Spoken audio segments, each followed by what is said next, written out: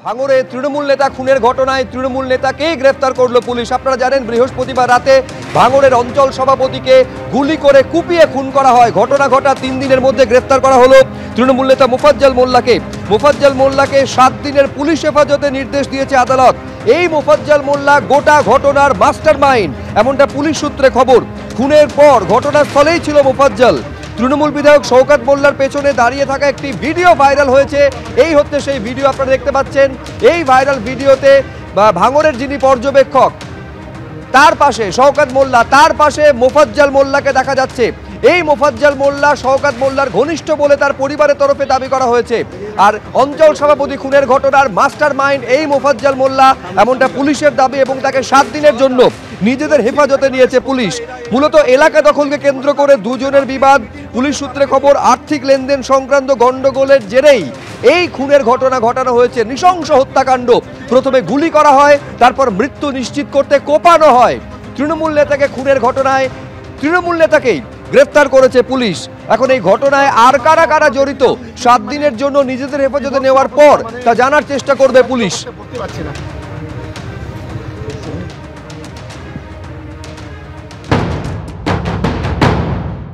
ভাঙড়ের তৃণমূল নেতা রেজ্জাক খান খুনের ঘটনায় গ্রেফতার তৃণমূলেরই ভাঙড়ের আরেক নেতা, যার নাম মোফাজ্জল মোল্লা।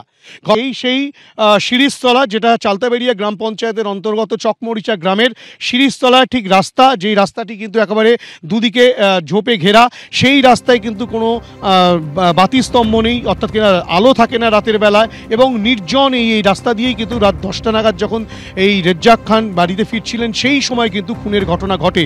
তদন্তকারীরা যেটা জানতে পেরেছেন যে খুনের ঘটনা যখন ঘটে সেই সময়ও কিন্তু উপস্থিত ছিলেন তৃণমূলের এই নেতা মোফাজ্জল মোল্লা, এবং এই মোফাজ্জল মোল্লা কিন্তু বেশ কয়েকজন দুষ্কৃতীকে দিয়ে এই খুনের ঘটনা ঘটায়। অর্থাৎ খুনের সময় মোফাজ্জল মোল্লা উপস্থিত ছিলেন।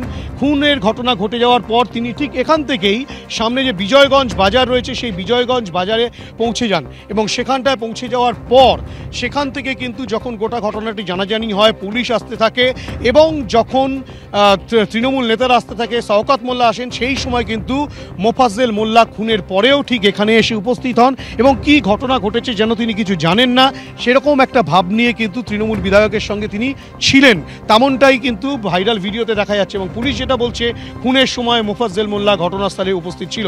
এখনও পর্যন্ত যেটা স্পষ্ট, পুলিশ প্রাথমিক তদন্তে যেটা জানতে পেরেছে যে মূলত এলাকা দখল, এবং সামনেই যে বিজয়গঞ্জ বাজার রয়েছে সেই বিজয়গঞ্জ বাজারে যে টাকা ওঠে সেই টাকার ভাগবাটোয়ারা, এবং আরও বেশ কিছু জায়গা থেকে আর্থিক লেনদেন সংক্রান্ত যে ভাগবাটোয়ারা, সেই ঘটনাকে কেন্দ্র করেই ভাগবাটোয়ারা নিয়ে তার বিবাদ, এবং সেই বিবাদের জেরে এবং এলাকা দখলের কে কেন্দ্র করে যে বিবাদ, তার জেরেই কিন্তু খুন হয়েছেন রেজ্জাক খান, যাকে খুন করেছে মূলত যে মাস্টার মাইন্ড মোফাজ্জল মোল্লা এবং তার আর একাধিক সঙ্গী।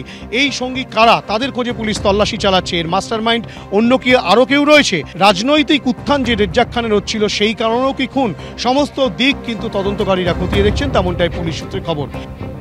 অর্থাৎ যা যা খবর আসছে নিঃসন্দেহে অত্যন্ত তাৎপর্যপূর্ণ। ঘটনার সময় মোফাজ্জল মোল্লা ছিলেন, গোটা ঘটনার মাস্টারমাইন্ড তিনি। ঘটনা ঘটার পর তিনি বিজয়গঞ্জ বাজারে চলে যান, তারপর তৃণমূল বিধায়কের সঙ্গে তিনি এলাকায় আসেন। সেই ভিডিও ভাইরাল হয়েছে যেখানে পেছনে দেখা যাচ্ছে শওকত মোল্লার পেছনে মোফাজ্জল মোল্লাকে। এখন এই মোফাজ্জল মোল্লাকে তৃণমূল নেতা বলে মানতে নারাজ শওকত মোল্লা। এইখানে প্রশ্ন তুলছেন ধৃতের স্ত্রী, যদি তিনি নেতা না হন তাহলে ওই দিন 3-3টে মিটিং হয়েছিল, শওকত মোল্লা ডেকেছিলেন, তাহলে সেই মিটিংয়ে কেন ডাকা হয়েছিল মোফাজ্জল মোল্লাকে? ঘটনা ঘটার পর থেকে বারবার শওকত মোল্লা এই দাবি করে আসছেন যে দলীয় নেতা খুনের ঘটনায়, যিনি অঞ্চল সভাপতি ছিলেন রেজ্জাক খান খুনের ঘটনায় আইএসএফ জড়িত, আইএসএফ এই খুনের ঘটনা ঘটিয়েছে, কিন্তু গ্রেফতার করা হলো তৃণমূল নেতাকে। এখন তৃণমূল নেতা খুনের ঘটনায় তৃণমূল নেতার গ্রেফতারি নিয়ে তৃণমূল বিধায়ক কি বলছেন দেখুন।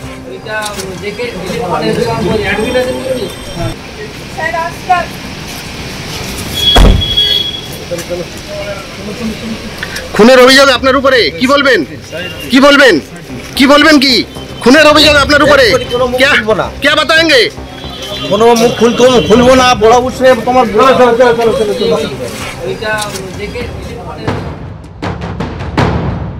খুনির কোনো জাত হয় না। আমরা এফআইআর এর কোনো নাম দিইনি, আমরা প্রকৃত খুনিদের অ্যারেস্ট করার কথা বলেছিলাম। পুলিশকে ধন্যবাদ জানাবো যেই হোক না কেন তার দৃষ্টান্তমূলক শাস্তি এবং তার ফাঁসি চাই। আমরা ফাঁসি চাই, শাস্তি তো দূরের কথা, ফাঁসি চাই। এর সঙ্গে যে বা যারা জড়িত আছে এবং এর উৎস কোথায় সেটাকেও খুঁজে বের করতে হবে, এর পিছনে কারা আছে এগুলো খুঁজে বের করতে হবে। তৃণমূলের কোনো গোষ্ঠীতন্ত্রের কোনো বিষয় এখানে নেই। এখানে আইএসএফ এর মদতপুষ্ট হয়ে আজকে যে বা যারা খুন করেছে তারা কখনো দলের লোক হতে পারে না। আর মোফাজ্জেল আমাদের দলের কোনো পদাধিকারী নয়। লক্ষ লক্ষ মানুষ তৃণমূল, কোটি কোটি মানুষ তৃণমূল কংগ্রেসে আছে, তৃণমূল কংগ্রেসের ঘাড়ে দোষ চাপিয়ে লাভ। আমি আজও বলছি এরা আইএসএফ এর মদতপুষ্ট হয়ে এই ঘটনা ঘটেছে। স্পষ্টত অভিযোগ করছেন শওকত মোল্লা, কোনো গোষ্ঠীদ্বন্দ্বের প্রসঙ্গ এখানে নেই এবং আজও তিনি বলছেন আইএসএফ এই খুনের ঘটনার পেছনে রয়েছে। আইএসএফ এর মদতপুষ্ট হয়ে কেউ বা কারা এই খুনের ঘটনা ঘটিয়েছেন আজকেও এই দাবি করছেন শওকত মোল্লা। এবার আইএসএফ এর কি বক্তব্য, ভাঙড়ের বিধায়ক নওশাদ সিদ্দিকী কি বলছেন দেখুন।